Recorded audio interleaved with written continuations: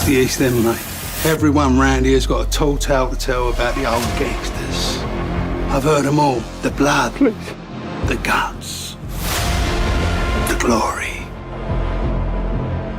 To us. Hello and welcome to this interview on the Screen One podcast. We are joined today by Jeanine Sothcott, who is the producer and co-writer of the brand new UK gangster film Nemesis, which is released on the 29th of March on all formats. So welcome, Jeanine. Thank you for joining us today. And how are you doing? I'm really well, and thank you for having me. And I really appreciate the positive feedback in your review on the movie. Yeah, that's no problem. Like I said, I really enjoyed it. I thoroughly recommend everybody goes and gets a copy, has a good watch, because it really is good fun. It's a really interesting movie. It definitely adds something to your normal UK kind of gangster movie, British gangster film. So can we start with, how did you come to the Nemesis project? Obviously, you co-wrote it, but where was the drivers and... Yeah, so the idea actually came from Billy Murray, the star of the movie.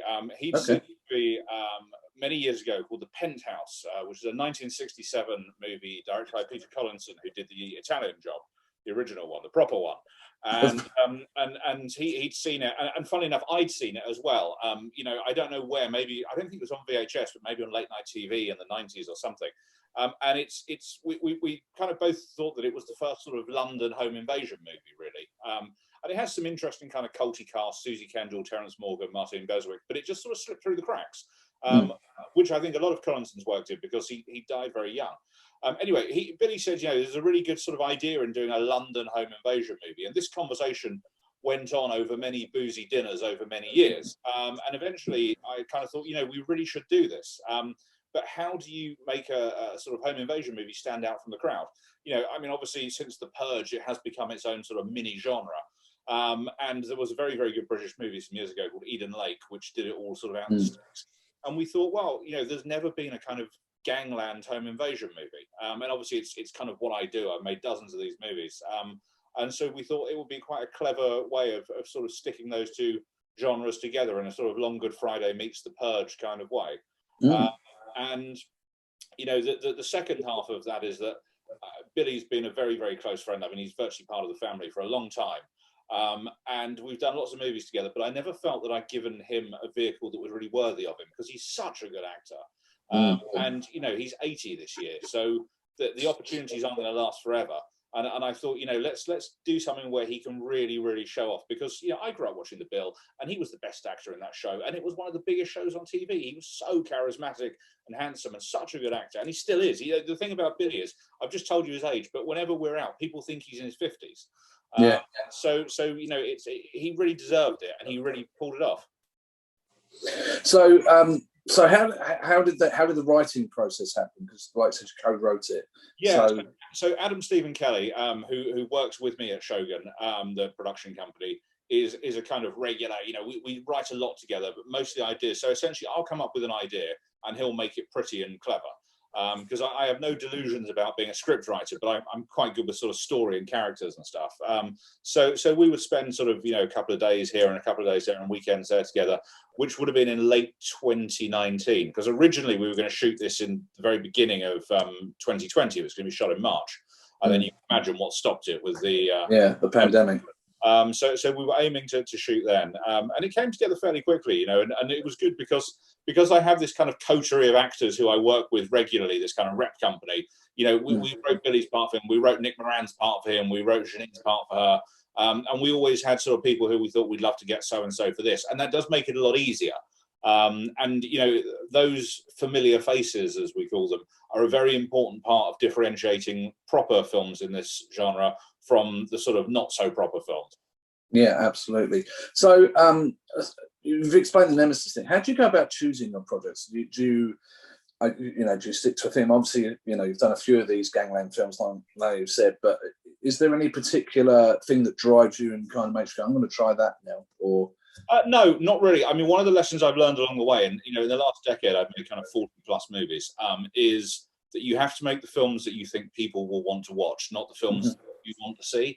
Very easy to be selfish as a filmmaker, but I just think that's pointless. And also, you know, you're playing with investors' money, and you have to do right by them. So you have to make the most commercial movie possible as a producer.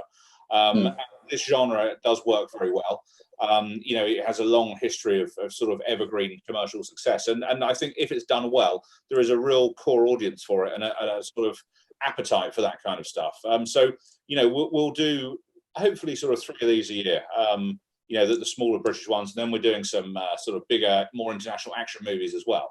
But I love them. You know, I love these movies. The Longer Friday is one of my absolute favourite movies. Yeah, it's an absolute classic. It's as good as any American gangster movie. So is Get Carter. The Business is terrific. The first Rise of the Foot Soldier movie. You know, these are movies that everyone should be proud of. But unfortunately, there's this strange snobbery in this country about this genre. I mean, someone said to me a couple of years ago, "Have you ever thought about how you'll die?" And I said, yeah, I'm going to wake up one morning, read my first good review in The Guardian, and have a heart attack. Well, maybe I'll get a job there, and I'll be that person. Please, hire him. So, your wife Janine is obviously in the film. She's one of the main characters, Sadie. So, is it easier or more difficult for you having your wife? Obviously, as a producer, you've got certain things you have to do, and as a writer, you said you wrote the part for her. So, but day to day. Yeah, it's easier. It's much better. It's fantastic. You know, we have such a good working relationship, and Jeanine is part of the company as well. And you know, so she's involved in kind of every decision and aspect of it, and it's a joy. I mean, you know, look, I'm very aware of this privileged position I'm in of sort of getting paid to act out my hobby, really, and the fact that I could do it with my wife as well. I mean, what more could you ask for? And the fact is that she's, you know, a very film literate, intelligent woman who actually loves these kind of movies. You know, it's like she likes these like geezer movies. You know, we on a Friday night we'll watch a Steven Seagal movie, or you know, that kind of thing, and she likes them as much as I do, and that really helps because our product is a very sort of blokish product. But one of the things I really thought about is in this particular genre, the British gangster movie, you know, the female parts don't tend to be particularly rewarding as a rule. And I thought, you know, she's a really, really strong actress. Let's write something for her that's really kind of solid. And, you know, if we're going to have to put in that sort of commercial component of the nudity and that kind of stuff, rather than having a thinly veiled excuse for the characters to find themselves in a strip club, let's try and do something a bit more sort of grown up. And you know, she really embraced that and wanted to do it, and she, you know, had a lot of input into that, and I thought it was really brave. I mean, look, obviously she's absolutely stunning, so everyone's going to enjoy the scene, but it was a brave thing to do, and I really admired her for that. And you know, she was so professional and confident, and Billy always says to me how brave she was doing it, and she had some real guts to do it. But it was so easy. You know, she's so helpful on set because she knows all her lines, she knows everyone else's lines. And when she's not acting, then she's sort of running around helping with the production and getting shit done. And that's what our business is all about, is kind of getting shit done. Yeah, absolutely. So could we see you potentially writing a vehicle for her in the genre as the head of the crime syndicate, running everything? And well, I mean, look, the truth of it is, and it's a difficult pill to swallow this, but you know, female-led British crime movies are non-existent. They don't work. You know, it's a male cast-driven genre for sure. But yeah, absolutely. I mean, you know, we are developing a project called Eyewitness, in which she will play a woman deep in witness protection in a sleepy English village, whose cover gets blown, and the American mafia boss who she testified against catches up with her in a kind of, you know, rural home invasion setting, and he's her ex-husband as well. So there's quite a lot to play for in that. So that's a way of trying to elevate that genre by introducing a kind of American component to it. Yeah. You know, and making it work in a different way. So where's that in the production? Is that next up, or is that? No, next we're doing a picture called Knifer, which is based on a best-selling book. It's a youth sort of prison movie, a bit like Scum. It's based on a book by Ronnie Thompson, who's going to be directing it under his real name, Dave Beaton. He did the Hatton Garden job a couple of years ago. Okay, yeah. Just wrapped a movie called Confession with Cole Meany. It's not as sort of genre-y as my usual stuff. It's, you know, Michael Caine always used to say he did 2 films for the money and 1 for him, and Knifer is definitely 1 for me. So we're doing that, and then after that we're doing a vigilante movie called Renegades, which is more a sort of typical Sothcott movie, which is a group of old special forces veterans banding together when one of their friends is killed to sort of dispense their own brand of justice on the streets of London. And we've got a lovely cast coming together with that: Lee Majors, Ian Ogilvy, Billy Murray again, Danny Trejo, Michael Paré, Patsy Kensit. It's a real high-powered, sort of high-octane action movie, which is going to be great fun. And I'm really looking forward to getting stuck into that. And it's being directed by our American partner in Shogun, Daniel Zerilli, who's a very prolific action movie director. So again, it will have that kind of international sensibility, which is what we want to do. You know, I'm not fussed about making British films. I just want to make great films in Britain. Yeah, no, absolutely. So are they at all being held up in the process by the pandemic, or are you managing to work around that? To a degree. I mean, you know, we shot Nemesis right in the middle of it in September. And at one point, you know, when we were doing the last scene that we shot was the one where Nick Moran and Ricky Grover had their chat in the bar. Yeah.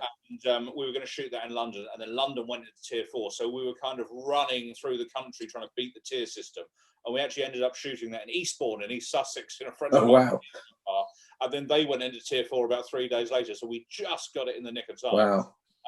So yes, it was difficult. It was a pain in the arse, to be honest. And we're not shooting again until sort of May, June, because I think everything will have opened up enough by then. There's no hotels open to put actors up. There's a lot of things that are just too hard at the minute. But we proved that we can do it with this, and we can sort of react to the market quickly. So I think Knifer and Renegades will shoot almost back to back. Then Eyewitness. Then we've got something called Crackdown. We've got a film shooting in America in July called Human Target. So it's a busy year for us. I was going to say, yeah, you're not sitting on your hands at all, are you? Cool. No, definitely. I'm a great believer in doing stuff, you know, and the thing with films is if you're making the right movies, it's not that hard. It's just making sure you're making the right movies. Absolutely, yeah. So talking about that, so from your perspective, obviously we talked about the pandemic, but what were the major challenges that you were involved with Nemesis that you come across during the making? I mean, the pandemic in all of its many manifestations was the biggest problem. You know, when we were going to shoot in March, we had a couple of different actors lined up for some of the supporting parts who, one of them lived in Ireland and was kind of older, didn't want to fly to England, understandable. One of them was comfortably into his 80s, and again, you know, was just cautious. And I don't want to be the guy that kills Stephen Burkoff. So, you know, so that was challenging, but easy. I mean, look, one of the things about my movies is actors like doing them because they know that they can. It's only going to take a few days of their time. They're going to have a laugh, and they're going to be in a film that people actually see. You know, there's so many of these British movies that get made that don't actually go anywhere. Whereas mine, you know, they're always on the DVD shelf. They're always on Sky. They're always on, you know, Virgin and whatever. So it's a kind of fun little movie that people will enjoy and get to see. And it's easy to get actors to do that, which is very rewarding. So that was difficult. That was kind of it, to be honest. I mean, there wasn't anything else that was particularly challenging. You know, the fact that it was rooted in one primary location made it hard and made it easier. I mean, look, in my mind originally, the flat would have been much more opulent, but because of the pandemic, finding locations was a difficult thing to do. One of the problems we had when we were trying to book all these big fancy flats in Chelsea and places like that is that people thought making a film was a cover for an illegal rave. So they just wouldn't have it at all. And that was quite challenging, I suppose. But yeah, it was all pandemic related. I mean, look, you know, making low budget independent movies is always difficult. There's nothing easy about it, but it's a lot of fun and very rewarding. I think actually that scene you're talking about there in the flat, I think actually the kind of tightness of it made it that much more kind of suffocating feeling. Yeah, I think it had the intensity. It kind of ramped up the awkwardness, I think, which was definitely what it was always supposed to be. You know, we always call it the dinner party from hell. And my wife always references a movie, an old Hammer movie called The Anniversary with Bette Davis, where she calls all her children into a house to sort of tell them what she thinks of them, basically. And it definitely had an element of that. And The Anniversary was based on a stage play.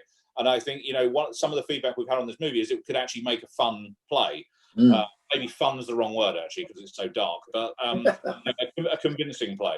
And I take that as a compliment. Yeah, I don't take that as a negative. In a world where theatre is sadly becoming an increasingly smaller component of our culture, I think that's a great thing. No, absolutely. And I think I probably agree with that. I think it would work it would be quite dynamic on the stage, I think.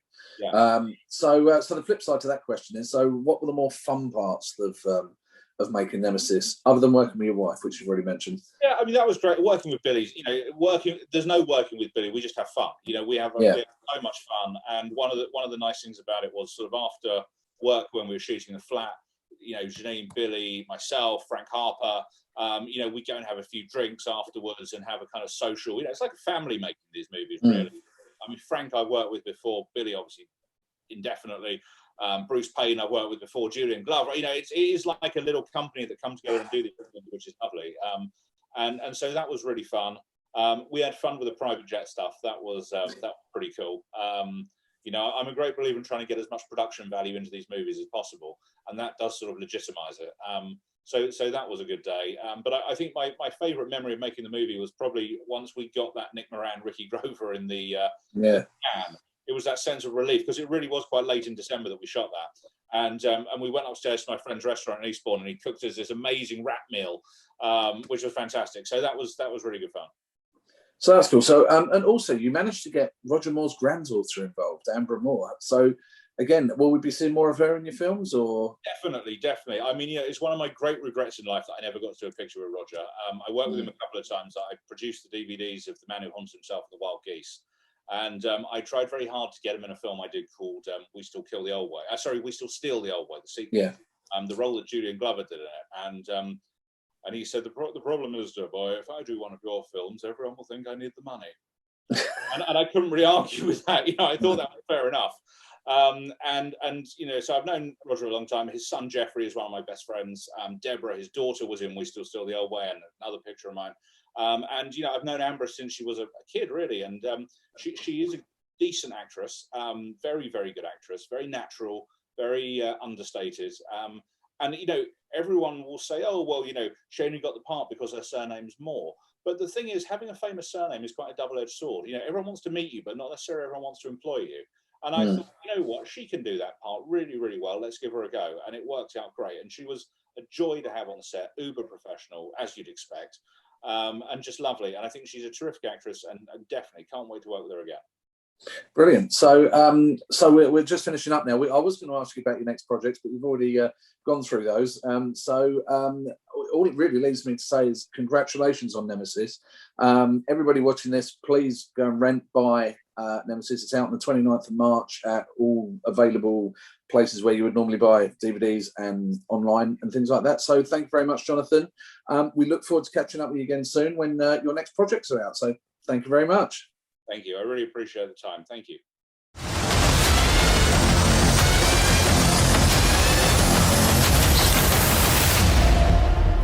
Hell must be empty. It's all the devils are here. Sometimes in life, if you want to catch the bad guy, you have to become the bad guy.